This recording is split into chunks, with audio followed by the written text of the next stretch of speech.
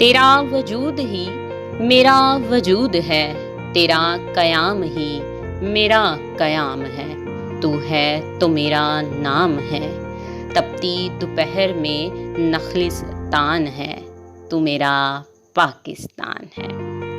آج اللہ کے کرم و فضل سے پاکستان اپنی ڈائمنڈ جبلی سیلیبریٹ کر رہا ہے، اور یہ دن تماچا ہے ان لوگوں کے منہ پر جو کہتے تھے پاکستان تو ایک دیوانے کا خواب ہے۔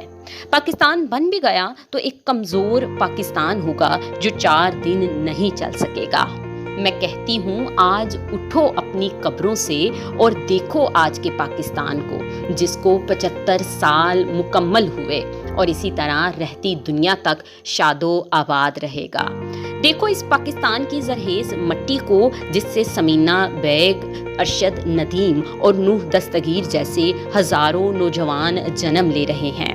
دیکھو آج برطانیہ کے حال کو، جہاں پاکستان کا ترانہ گونج رہا ہے، اور تم ہوتے تو یقیناً اپنے کانوں میں انگلیاں ٹھونس لیتے۔ ہائے افسوس تمہاری حسرت۔ اے میرے پیارے پاکستان، تم ہو زندہ و جاوید روایت کے چراغ، تم کوئی شام کا سورج ہو جو ڈل جاؤ گے۔ پیارے دوستو، ہم سب تاریخ پاکستان سے واقف ہیں۔ جب برصغیر سے انگریز راج اٹھانے کی باری آئی تو ہندو اس بات کے حق میں بالکل بھی نہیں تھے کہ اس خطے کے مسلمانوں کو اس طرح آزادی ملے کہ وہ مکمل ہی آزاد ہو جائیں۔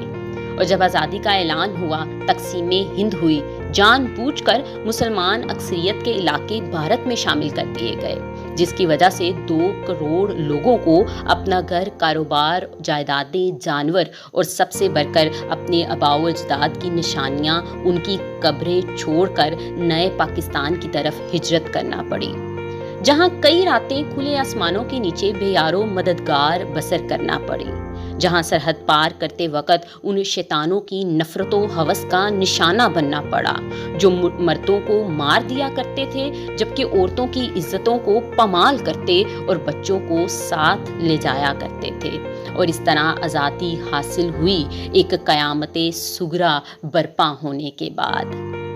سینے دے وچ بلما ٹوٹیاں، قلم ہوئے سر کلمہ ٹوٹیاں، عزت والی ٹہنی اتوں عذرا رضیہ سلمہ ٹوٹیاں، تا جا کے یہ موقع بنیا پاکستان کوئی سوکھا بنیا، پاکستان بہت اوکھا بنیا۔ پیارے ہم وطنوں، اس یوم آزادی کے موقع پر ہمیں نہیں بھولنا چاہیے ان شہیدوں کو جن کی قربانیوں کی بدولت آج ہم ایک آزاد ملک میں زندگی بسر کر رہے ہیں۔ ہمیں نہیں بھولنا چاہیے ان عظیم شخصیات کو جنہوں نے دن رات جدوجہد کی آج کے پاکستان کو بنانے کے لیے۔